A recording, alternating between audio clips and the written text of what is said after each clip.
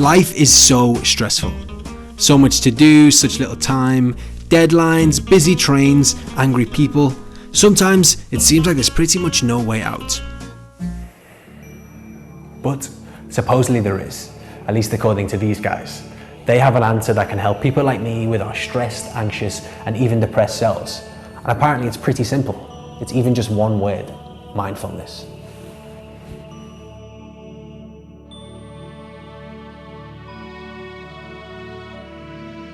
The world is drowning under a sea of stress and depression, and this is one of the solutions. Mindfulness is traditionally cultivated just by focusing on the breath, by focusing on the sensations the breath makes as it flows into and out of your body. You can't take a breath for yesterday, you can't take a breath for the future, you can only take a breath for now. So that brings you right back into the present moment. Mindfulness traditionally comes from Buddhism, and the idea behind it is focusing one's awareness on the present moment whilst calmly acknowledging and accepting one's feelings, thoughts and bodily sensations. It really is as simple as that.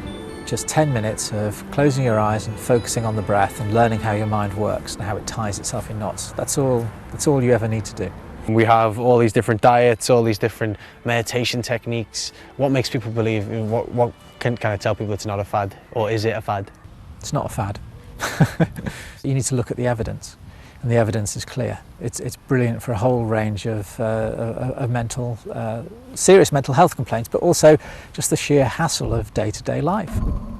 For such a peaceful practice, mindfulness has blown up. There are books on mindful eating, parenting, investing, gardening, even on mindful dishwashing.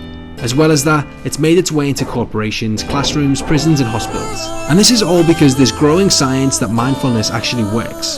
There have been thousands of studies on the effects mindfulness has on the body, and what scientists say they see are actual changes in brain patterns. As a consequence, they say mindfulness allows people to handle their brain better and can reduce stress, anxiety, pain and increase creativity. When it comes to depression, there's been 6 or 7 major international clinical trials that have shown that it's at least as good as drugs or counselling. It's being rolled out across the NHS because it's so effective. All right, what do I need to do? Well, I have here a bar of chocolate. Which started off well. Danny gave me a quick-fire session under the proviso I was busy and didn't have too much time. First of all, if you could begin to smell it, just soak up all the different aromas. Okay. And then if you could just pop it on your tongue and don't try and gobble it all down, just let it begin to melt on your tongue. But not everyone thinks mindfulness is a good thing. There's a fantasy that somehow we live in an unusually difficult world. We're unusually distracted. You have to remember that almost every single decade over the last 500 years, people have argued that we live in an age of distraction. We seem to imagine that somehow this is a new condition. It isn't a new condition. All that it is that we've exaggerated its destructive impact. And instead of dealing with these existential problems in a mature kind of a way, we look for these quick fix therapeutic solutions. What mindfulness does is it distracts people from the real problems they face. The real question is how you integrate into your life ways of intelligently coping with issues rather than just simply ignoring them and allow problems to store up.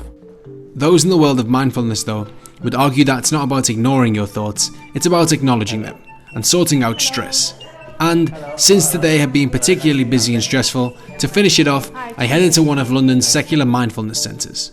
The optimal time for a mindfulness course is 8 weeks, but they agreed to give me a session to see how it all works. You know, we have all kinds of people coming through our door, but it is really like 25 to 45 working professionals who come after work who are, you know, I don't know, just they look absolutely normal. Your brains, to me, it sounds like you're like kind of in the Matrix and you're Neo and you can just kind of, you just feel everything. And is that like kind of, how does your brain operate differently to mine? It sounds so beautiful. So the attention is different, the way you are better able to focus. So if you want to focus on the switch, you can. Okay, some people might have a busy mind that cannot. So you feel your body better, and that's because the brain is more present and aware of the physical sensations in the brain. But also there is an amazing piece of research around the fact that you're less judgmental.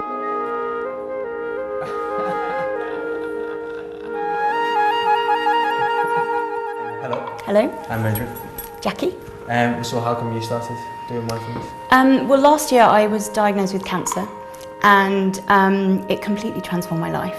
And it showed me that, in fact, what are important in life are the little things that pass us by, the smell of freshly cut grass, the sun that comes out when you least expect it to. I was recommended mindfulness because it again focuses in on the present, the moment that we all have and the only moment we know we have. Last year when I was in hospital, a nurse said to me, "What would you want your gravestone to say?" And it's probably the most sobering thing that anyone had ever said to me. And the truth is, I wake up every day thinking, am I doing something today that I'd be proud to put on my gravestone? And if I'm not, I make sure I have done by the end of the day. So the practice of today will be a raisin meditation. So it is a formal practice. So let's begin at looking at this raisin. The shape, the color, bringing curiosity to this tiny morsel of food, exploring the sound.